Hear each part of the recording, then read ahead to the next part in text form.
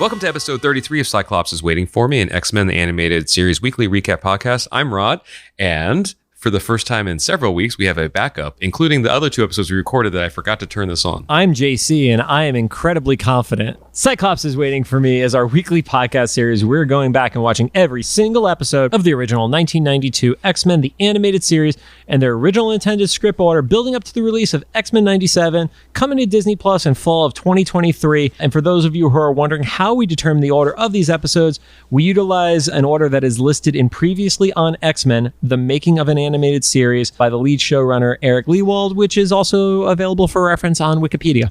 And some quick reminders, we're a recap show about a series that came out 28 years ago. There will be spoilers. If you don't want spoiled for you, pause the podcast, watch the episode, and come back. We'll do our best to avoid mentioning anything about future episodes we haven't covered yet. Although, considering you're halfway through a 4-part series, hopefully you've just watched the 4 parts. It'd be really, really weird if somebody watched a part and then came back. I mean, unless somebody like our friend Joe Russo is watching one episode per week to just stay in line with our show. Yeah. Hi, Joe. Hey, Joe. What's up? We're currently not sponsored or affiliated with Disney or Disney Plus in any way. I don't know. What's the conglomerate these days? Like Vought Plus streaming or something? Oh, we could get sponsored by Vought Plus. There you go. Did you see Vought Plus's Twitter account took a stab at WB? No, but now I'm going to. They posted, I'm going to just look it up. I also retweeted it, and also by the time you hear this will be like several weeks behind. But they posted like Vought Plus Christian, blah, or whatever, it's conglomerated into one thing. Or they basically took the WB announcement and then made fun of it with all the Vought streaming services. Very nice. Don't forget to follow us on social media at Cyclops IWFM Pod on Instagram, TikTok, and Facebook. And while you're on those favorite podcast services, make sure to give us a rating, preferably a good one. I was going to say, it's preferably one that'll help us. And finally, if you can't tell by Rod's reference to Vought Plus and how long ago that Twitter post must have gone live, we record these episodes in batches. We're going to have to figure out some system for when the actual show goes live. And we have a full year before we have to worry about that, though. That maybe end up being a remote thing. We'll figure it out. Yeah, Rod is not going to drive to my house every week. So if we're reacting to news or Twitter jokes, we might be a few weeks behind. We will be. Anyway, hey, how is She-Hulk, by the way? I'm trying to. That will absolutely, yes, we will be 4 episodes deep by this point. Something, yeah. Hopefully it's going well, future listeners and Rod and John. Anyway, now onto the show. We're not reviewing She-Hulk, Rod. We don't need to worry if it's going well. As fans, we hope it's going well, but we don't have to worry about it. Now onto the show. Today we're going to be talking about Season 3, Episode 16, titled The Dark Phoenix, Part 3, The Dark Phoenix. I copy and pasted it. It's accurate. It's funny because I remember seeing that on the screen too, and I was like, oh, so now we're finally at The Dark Phoenix. Anyway. She only said it at the tail end of the last episode. It aired November 19th, 1994, and currently sits at an 8.2 star rating on IMDb. I like how they're getting higher, like the ratings. Well, I hate to disappoint you. Spoilers for next episode. I mean, it's also an 8.2. Oh, okay. Yeah, it's a plateau. It's not a dip. Oh, nice. Okay. That makes sense, though. It's not a mojo. Anyway, so the recap for this episode, I just thought the only thing that was kind of funny was there was this scene that they recapped from the last episode, but in this version of it, they did like a real fire overlay on Jean's face, but it's like not overlay, actually. It was like underlay. Like it was like her skin was replaced by real fire. It was weird. So what you're going to tell me is when we're binging these shows and readying for this, I need to actually start paying attention to the recaps? I don't know necessarily. I think it's fun. I just noticed it because I half pay attention to them too at the beginning. I mean, I literally skip to the end of the intro song at this point. So, but I just saw in the corner of my eye, I was like, is that fire under her face? Okay, sure. Anyway. Or is it over her face? Yeah, right. I don't know. I don't know how animation works. Maybe it's Maybelline. Anyway, this episode picks up right where it left off from the last episode. Phoenix is on the roof, freaking out. The appropriate phrase is losing its shit. Yeah. And the X-Men do make their way up to the roof to catch up with Scott. Questionable why, because he's been kind of a douchebag up to this point. But okay. I know it's a very, very, very easy joke for us to bash on Scott. He hasn't actually been a douchebag during this last 6 hours of his real time. I could see that. Yeah, maybe the stuff with Dazzler he could have handled better, but he wasn't actively trying to be. He didn't kiss her. He did fuck up by not pushing her back. Exactly. Anyway, Phoenix is upset with the X-Men because they, quote, in her words, want her to return to the cold nothingness of space, which is, fair. It's kind of like in Aladdin, like with the genie. It's like, you want me to go back into this Lamp? Counterpoint. She's literally made of fire, so how does she know how cold it is? Right? Or is it figurative? It's just like the fire of love. I mean, she could have been like, it's boring there. I would accept that. Yes. But now that she's experienced human emotions like love, or better for her, hate, she doesn't definitely gets a fucking violence boner, no doubt. Violence boner. That's a metal band name. I'm not going to Google that. Nor should you. Yeah. She says that there is a power greater than good or evil, and that's in creation and destruction. A little side note, you notice something different about Beast in this shot? Yeah. So, they're trying to address Jean, and the Phoenix is like pushing back, like, no, you only get to talk to Phoenix. Like, there's no Jean anymore. There's only Zool. But you see the team, and Beast actually has the Shi'ar backpack on again, like the one that he was wearing on the Apocalypse shit. So I guess he ran out the front door, got it from the bushes, and then went up to the roof. Sure. Yeah. Yeah. I noticed too, the animation of him was like a lot more like slender and upright and stuff. So I don't know if it was like, maybe it's a recycling thing from other anime. I don't know. Maybe he's more slender when he wears the backpack. There you go. Shi'ar tech. It's amazing. Now when I go to, damn it, Rod, now the next comic book show I go to, I'm just going to go searching through the booths that has animation cells, and I'm just going to be searching for Beast wearing backpack cells. To see if they just recycle their is he factually skinnier when wearing it, and I'll like be comparing cells, and the guy's gonna be like, I could do both of those for $85, and I'm like, I don't want either of these, sir.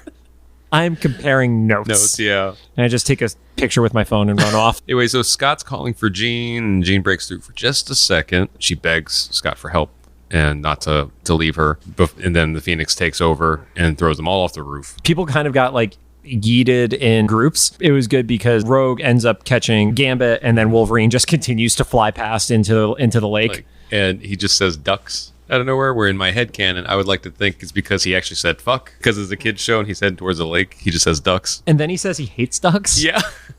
Which I don't recall that being an aspect of Wolverine's character, but I think we accept it. I think it's another moment where like Wolverine's giving a lot of JC energy, because I can just imagine you get thrown to a lake and you're like, I hate ducks. I hate ducks. I hate fish. I hate water. I hate lakes. Yeah, I can go on. Yeah. There's definitely some JC energy in Wolverine. And we also see Gambit is kind of like, hey, I noticed how you caught me and not Wolverine. And then she just drops him into the lake. Yeah, he can't stop flirting, even in imminent danger. But he can't go to that nightclub anymore with Dazzler, because remember, we decided that he got kicked out for some reason. In our personal canon, he has been banned from that club. Yeah. So after they kind of regroup, after getting yeeted in all directions, Storm catches Beast, and then Beast like catches Cyclops by the ankle or something like that. Yeah, teamwork. Yeah, they're actually doing pretty good against a cosmic entity right now. Right. I'm going to guess it's not programmed into the Danger Room's database, so they're just winging it. They didn't have time to do a software update between the Phoenix introduction to the Dark Phoenix saga. There was only 5 stories in between. So. Yeah, and they kind of regroup and talk about it, and they figure out that the reason the Phoenix has gone haywire is because it has experienced new emotions through Jean's physical manifestation and stuff. And Phoenix returns and tries to finish them off. Yeah, tries to destroy everything. And then we get an awesome transition effect. I'd imagine this was like one of the coming back from commercial moments where it's kind of a reverse fire, where it starts out like it's blackness, and then the fire brings everything like back into focus. It wouldn't be hilarious for the animators, but it'd be hilarious story-wise if we find out like the actual cells just like burnt and they just kept it. You know, Rod, I don't think that's how animation works, sir. Well, no, I mean, like, you know how you take photos of each cell and stuff? It'd be funny if, like, they were, like, I guess it wouldn't be videographing, it'd be photographing, but if they, like, it got so hot it burned. I don't know. I'm making up a bunch of stuff in my head that didn't happen. That's not how animation works, Rod. Is why I'm not an animator. But essentially, they're all defending themselves. So we see a few failed attempts from the team. Storm tries to use hurricane powers against her, fails. Scott tries to hit Jean with an optic blast, that fails. And again, it's just so dismissive, because this is now like Phoenix Unleashed kind of scenario from the Dark Phoenix. And it's like, you are just really a source of annoyance and frustration. And I mean, I get it that it's this all-powerful being. That's got to sting, man. Like being like, you're not denting me. You're just bothering me. Yeah. And of course, the natural solution would be Rogue's like, tree will work. So she tries to swing a tree at the Phoenix. And Phoenix, I don't think I knew this was one of her powers. It's kind of like Cersei in Eternals. She's able to like turn the material into something else. Yeah, it was like a Mogrification? Not sure. One of those words. I think transmogrification is the right word. She uses alchemy. Yeah, there you go. Yeah, alchemy without actual alchemy, but it essentially turns it into this giant tree, which my millennial ass is like, I wonder how much that tree is worth now. Yeah. Because she turns it into gold. It is absolutely meant to be drawn as gold. Yeah, because it even sparkles a little bit later. But apparently a tree that is the density of a tree and then turns into gold gets way heavier as gold. Right. So Rogue crashes into the ground with it. And Phoenix, in this whole battle, has said a couple times different, both ends of the spectrum. She's like, why do I enjoy so much when they fight back so hard? And then counter to that later, she's like, why does my pleasure decrease when they get weaker? So she's really liking the challenge. Right. And I mean, I don't know if necessarily you could consider it a trope, but I was reading a recent Power Rangers comic where the villain is essentially like, oh, it's not good if we just take them out without a hunt. We have to find them. We don't want them to just surrender and accept death. I want to hunt them down and kill them. Very Kraven the Hunter style. Yeah, it's like a sport. Exactly. Kind of thing. And also, this is probably one of the first times the Phoenix Force has had a little bit of a challenge, I would presume. I would say at the start of the fight, but now I think as the Phoenix has completely, 95% taken over for Jean, it's it's almost becoming stronger because it's taking less and less effort to stop people. Yeah. The fighting continues. Rogue attempts to fly up and drain the Phoenix and just gets flicked off. It's you didn't even have a shot. Which, when she initially tried to go for it, I was like, that is a terrifying prospect. Because the same thing about when she tried to absorb Storm's powers and stuff. So if Jean can't control it, what do you think you're going to do with this? Yeah, this is going to end very, very badly for you. So Phoenix asks Scott why he cares so much about this body. Yeah. Yeah, specifically this body, and obviously that is not meant to be in a sexual way or anything like that, but it was the Phoenix doesn't understand humanity still, so it's what is it about this bag of flesh that you care about? Mm-hmm. It's kind of, I meant to say this before too, but Phoenix kind of has this Dr. Manhattan sensibility where it's none of this matters. Why do you guys care so much? Right. And that's kind of one of the larger things with the cosmic entities, multiversal beings, where it's none of this matters on a cosmic scale. Yeah. So why do you give a shit? And Scott gives the answer that is the most obvious, which is, I love her. And then the Phoenix gives the best response possible. Yeah, I don't understand what that means. That's an unacceptable answer. So Jean does come through a little bit, probably because she heard, that Scott loves her. Well, considering the response was not, I know, and it was, I will always love you back, then I would say that she heard it. And in this little kerfuffle, or because it was more than a kerfuffle, mega kerfuffle, Scott's visor gets knocked off. And so when Jean does come through, she puts the visor back on him and kisses him. And then she says she'll always love him too. Just in time for Phoenix to come back. Yeah, there's a lot of body swap horror going on with this one. And the Phoenix just becomes a massive blast in the middle of Central Park. And then we get cameos. I actually knew all these this time, but these are pretty easy. If we had recorded this 3 months ago, I don't know if you would have gotten the last one. I did know him. Well, I wouldn't have known his name. Okay, so the cameos we got is Doctor Strange, but did you notice the Easter egg in the shot? No. So in the shot, if you actually look at and pause it and look at the books, you had Brenner and Ditko. Okay. So Ditko, obviously, I know. Steve Ditko, one of the creators of Spider-Man. Brenner had been a member of the Marvel staff for years and actually was head of character design on this show. Oh, nice. Yeah. So it's like the Book of Vishanti and Darkhold. I'm not going to unpack that. I am good on that one. We haven't seen Thor in the show yet, right? No, we did not. This is the first we did not see Thor. He was not in that group that was saving the world when everything was blowing up in space and on the sun. That was really cool to see, even for a little second. It also lit up Mjolnir too. Oh, I didn't notice that little thing. And then in space, what is the Watcher's name? So I know now is Uatu, right? But so is it always Uatu if it comes to Earth? I guess is that. So here's the concession: there is an Uatu in each of the dimensions of the multiverse. Oh, but I think we make the assumption that this at the time is being treated same as 616 comic book continuity. So he's probably another Uatu. Okay, gotcha. Yep. Well, because I know So I didn't know Uatu's name, I don't think, until the What If series. But I did know about the Watcher before, especially because the Watchers appeared in the other MCU movies and stuff. Yeah, and we got the confirmation that Stan was a Watcher. Yeah, right. But I didn't know, since there's other Watchers, if this was necessarily a specific Uatu one. But I guess it makes sense because it has to do with Earth. Yeah, and then the Phoenix shoots into space, and then we get the fourth cameo. And I only knew this because of a movie that came out a month ago. Which is exactly what I mean of like, I think you would have gotten Watcher. Oh. But I'm saying I don't think you would have known Eternity. I thought you meant Watcher. Okay. No, Gotcha. I knew you knew enough that you would have known Watcher. Okay. I don't think until Love and Thunder came out, I don't think most general fans knew who Eternity was. Yeah, no, I didn't know who Eternity was. I think I'd seen the reference like in writing before, but I thought I didn't. You thought it was the concept of Eternity, not an actual being? I think in general in Marvel, I assume when they say stuff like that, it's going to be some sort of like being thing, but I don't think I had associated the depiction. Like when Deadpool wants to have sex with death, it is a woman version of death, not just bang dead things. Yeah. Yes. Yep. So I didn't know what Eternity looked like until Love and Thunder, and then I learned after Love and Thunder that was a really comic accurate depiction. It was very Kirby-esque. Yeah. So. Even though the depiction is like a little bit different than like Love and Thunder and the other comic things, it's like there's like the design with like the half face and then the galaxy thing stuff. It was the little hallmarks were there, so it had just appeared for literally half a second in that frame, but it was still like recognizable. It was either just an Easter egg to throw in for fun, or maybe like we'll play in later, or was planned on being played in later, that Eternity had seen this happen. I interpreted it as this is something of epic proportion. So you have the Sorcerer Supreme, you have the child of you have a literal god, and then you have the Watcher who is all powerful but can't do anything, and then you have the concept of Eternity, which Eternity being involved just raises it from a cosmic stakes perspective. I didn't even think about that. That makes sense. Like every cameo escalated.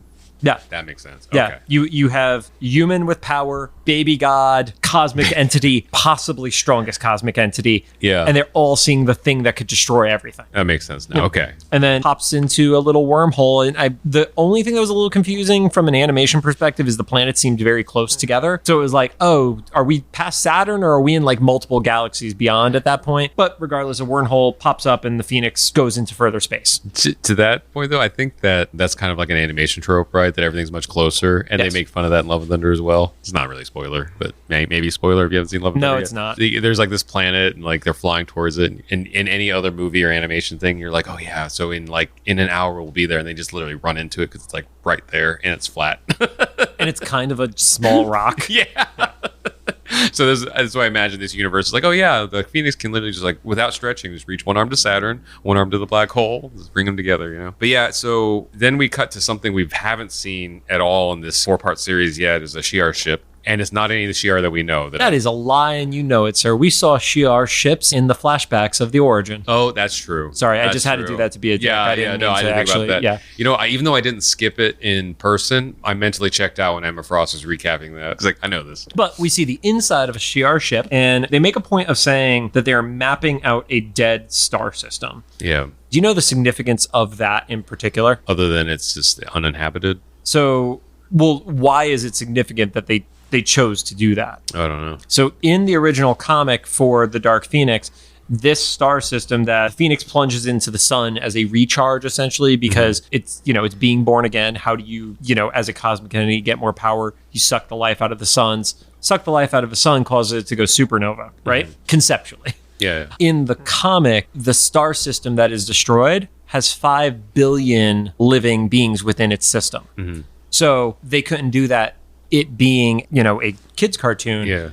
But they needed to add extra emphasis to it, because if people knew the source material and they didn't clarify that, then they might have been blamed for like, oh, you just killed, in theory, 5 billion people. So that's why they kept emphasizing. I guess that's what I meant. It was that they were trying to say that, like, oh, nobody died. Yes. Like in this. Although it's questionable how Shi'ar's ship survived. But well, I guess it was out of range. It looked like they were retreating to get out of whatever that blast radius was. And then as it destroys the star system, the Phoenix takes off, essentially takes out the wing of the ship. And also in the comic version of this story, the Phoenix also ends up destroying the ship as well, killing all the crew and such. So it adds a little bit further credence as to why the Shi'ar are so involved, because it's almost also an unintentional act of war, because it also killed the ship and its soldiers, etc. So. And an innocent ship that wasn't in war. Yeah, it was. I mean, it was still a ship that was plotting a star system and such, but. So this ship contacts Lilandra, and Lilandra tells Gladiator to ready the Imperial Star Cruiser. So one last comment about the ship. I just want to point out, as the ship is taking damage and it's sending out its distress beacon and such, the fire extinguishers were literally like Earth fire extinguishers, and that made me laugh. I would like to think in my headcanon that the Shi'ar came in contact with Earth and they humans. never had those? Yeah, and the one piece of technology that they absorbed from Earth culture was fire extinguishers. So Beast got the backpack that lets him translate Shi'ar like Google Glass, and they took fire extinguishers. Yeah. And the old kind that still poisons you when you use it. It's great, especially in outer space. Anyway, so we move over to the X Mansion. It was a good transition. Yeah. Right? I know I killed the transition when I point out that it was a good transition, but good transition. Thank you. And Xavier is emphasizing that Jean no longer exists. It's specific. He's afraid that Jean no longer. Yeah. So it's not 100% confirmed, but it's like, yeah, it's probably the case. Yeah. And he's been inside her head. So it's like, yeah, she's not there anymore. And Scott says they can't stop trying to save her as long as Jean's body's still alive. And Xavier is just like, we got to be honest with ourselves about the depth of the problem. And I was like, wow, that is a really diplomatic, harsh statement.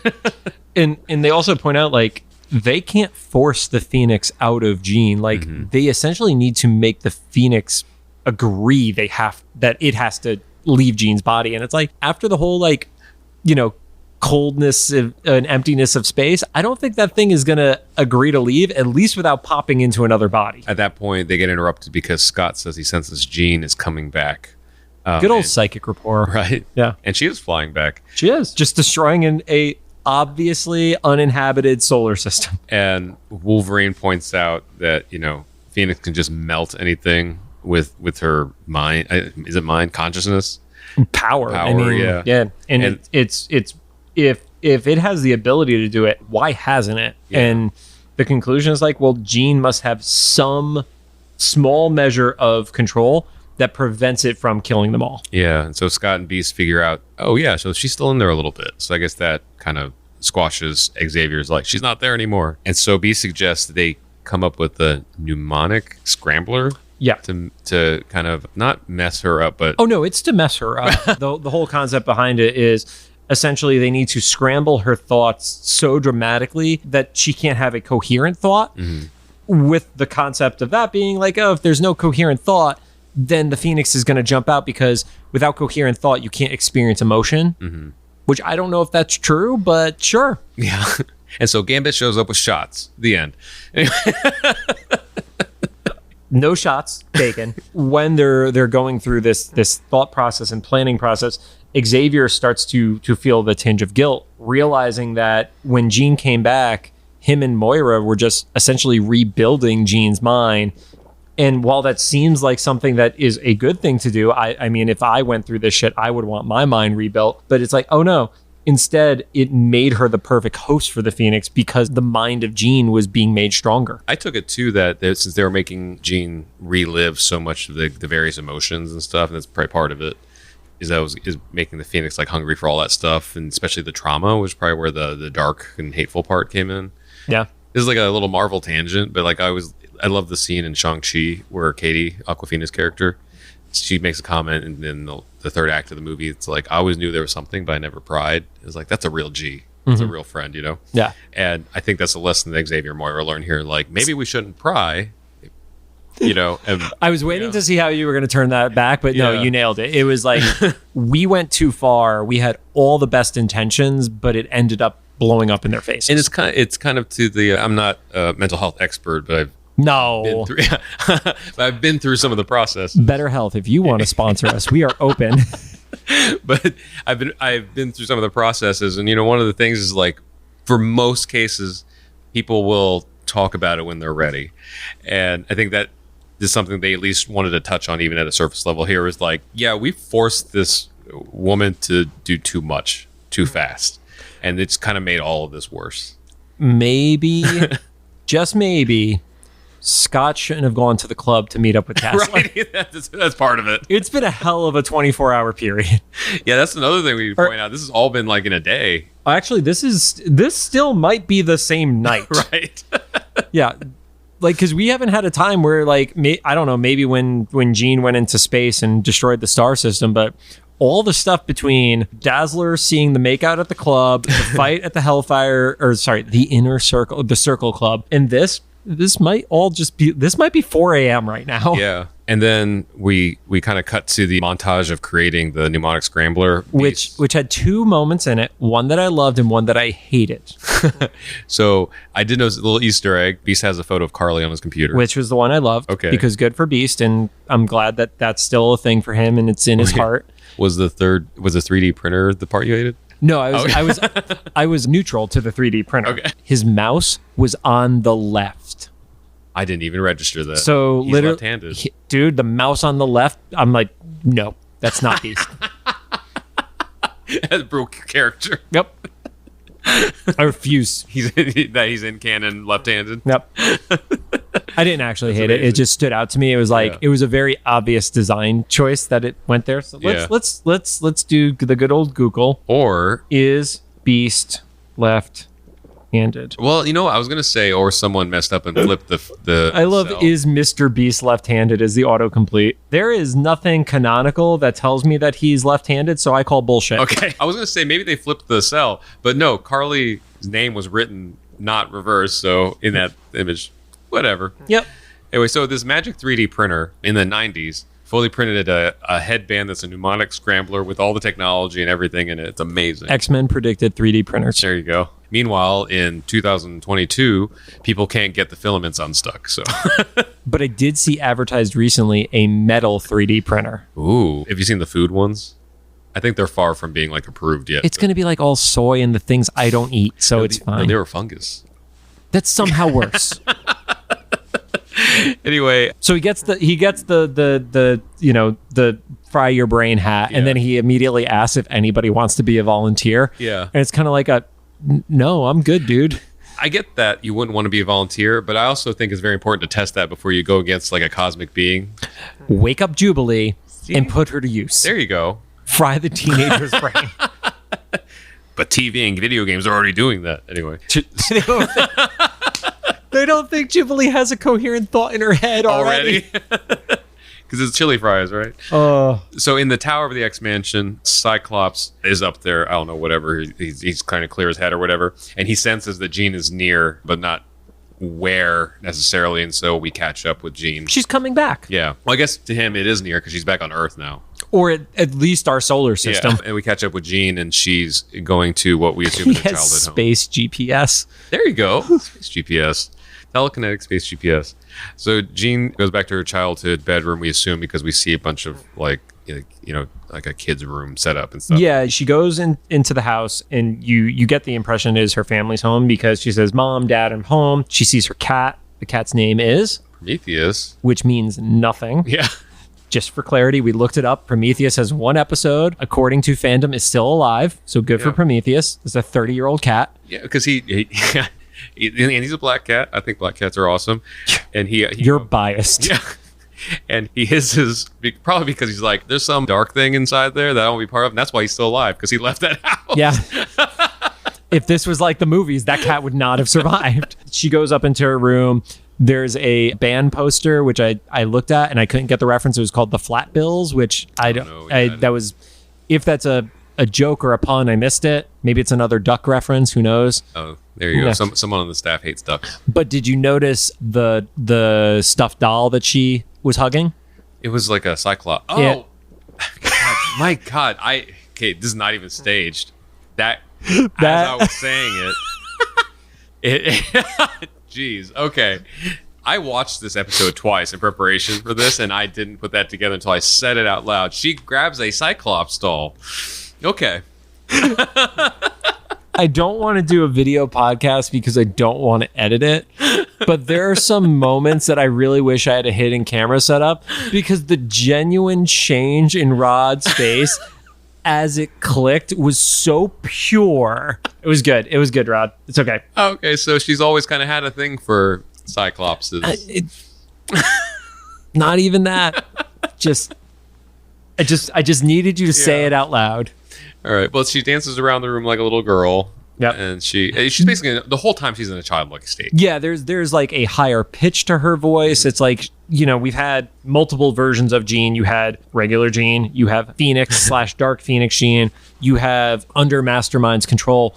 And here she's in like this creepily innocent childlike state. Mm-hmm. And like, a car pulls up and she says daddy. So it doesn't sound like, a woman in her 20s is what we're assuming the age of the majority of these characters, mid-20s, late 20s, would address their father. Even just the tone of her voice is different. Mm-hmm. So mentally, she has fucking cracked at this point. Yeah, she's reverted to like her childhood self. Yeah. Yeah, so and like you said, she said daddy's home, and she runs downstairs. At that moment, I was like, oh my God, they're all going to die. But she runs past what we see as the X-Men with her family. Yeah, so you see that Xavier has like a mental shield up that was basically protecting the family. As far as we were able to find in doing our research, that is actually Jean's family. So their names are John, Elaine, and Sarah Gray. Can you imagine getting woken up in like whatever hour of night that was and being told like, okay, so just trust us. You're going to see your daughter acting weird as fuck. Yeah. And we need you to not say a word. Yeah, she's going to be in spandex in different color than you saw her last, and she might be on fire. So just try not to flinch. She's probably going to be. But they didn't protect the cat. Yeah, right. Well, the cat can take care of himself. As that happens, you see Gambit kind of like tailing her, running outside. Mm-hmm. And puts the mnemonic scrambler. So she's running up to the car, and the car starts to back out. And as she's distracted by the car leaving, that's when Gambit drops the scrambler on her. And we see this like mist over everything. So I'm kind of assuming that's maybe part of Storm's doing, is like kind of creating like a little bit of a ambiance. Yes, because I think it's to like help disguise like not being able to see who's in the car and stuff like that. And then later, as stuff hits the fan, like Storm actually kind of lets up on it. I think there was like a indication that she was the one who was making the fog. Yeah. It wasn't just morning dew, in Westchester. But yeah, unfortunately, she immediately throws Gambit, which seems to be a trend of the episode, and then just starts overloading the circuits of the scrambler. It starts like sparking in Beast's hand. Like even the control is overloading at this point. Because they didn't get to test it on Jubilee. Maybe they did. Yeah, that's what broke it. No. Go with me on this. Maybe they did, and there were no coherent thoughts coming out of Jubilee, so they said, yes, it works. There were no coherent thoughts for it to start picking up on. Yeah, it's just like, why is it just a bunch of like montages of long shot, man? Like, this is weird.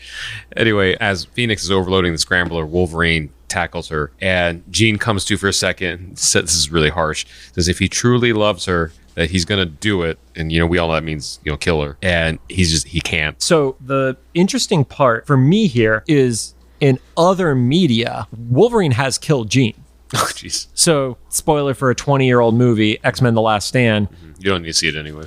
No, God, no. He is the one who puts Jean out of her misery and actually kills her as the Phoenix. In the comics, there is also the well-known Grant Morrison run. Grant Morrison is the run where they literally switch to like black and yellow leather as like the main visual for it and stuff like that. It's an amazing run. In that series, Wolverine also has to take out Jean, and this is all in canon. This isn't like alternate realities or anything like that. He literally has to take out Jean and put her down because the Phoenix is taking over again. And that all kind of tracks too, because he's probably emotionally, in a place to get close to her.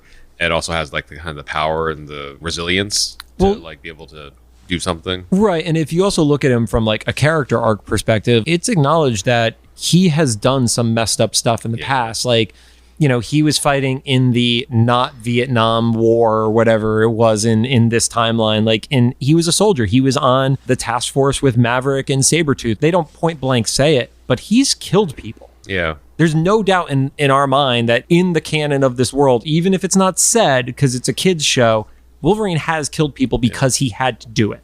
Yeah. Also, if you have like knives on your hands, it's probably happened. Yeah. Even just by accident. Yeah. He almost killed Heather from Alpha Flight just because. Yeah, just for funsies. Yeah. Anyway, Phoenix comes to because he, waited too long and blasts him away, and then pulls the scrambler off and melts it in her hand, which again is like terrifying, like, all right, your best effort is not even like, it sucks right now. it's a minor annoyance Yeah. at best. And essentially it's like, well, now you get to play on my terms, and instantly like binds all of the X-Men. Mm-hmm.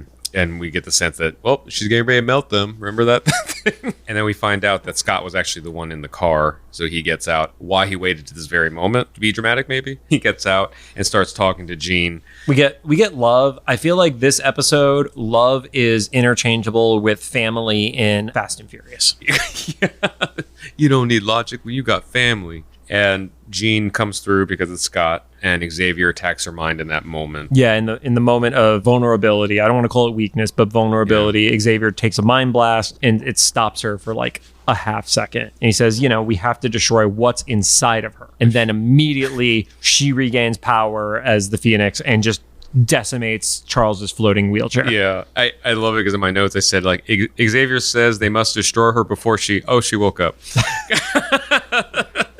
I didn't even get to like type the sentence. Your stream of consciousness notes are amazing to me. Phoenix is like kind of standing over Charles, and it's like, well, didn't you once say that the greatest joy for a teacher is to be surpassed by the student? Oh, yeah. Yeah. And to that, Xavier responds by going into the mind of Jean / Phoenix at that point. Like, all right, you want to call this? Let's have our Morpheus fight. Yeah. He kind of is kind of pulling a little bit of a Hal Jordan where it's all about like willpower. And it's like, my will is going to prevail. And then he grows to like, not quite kaiju size, but he gets pretty damn gigantic. And he has like a kind of like Spartan-esque inspired armor that he made for himself. Right. So that is actually in the astral plane. It's called the Entity. And it first appeared in the comics as something that a possessed version of Charles was wearing, as opposed to in this version, it's shown in a heroic style.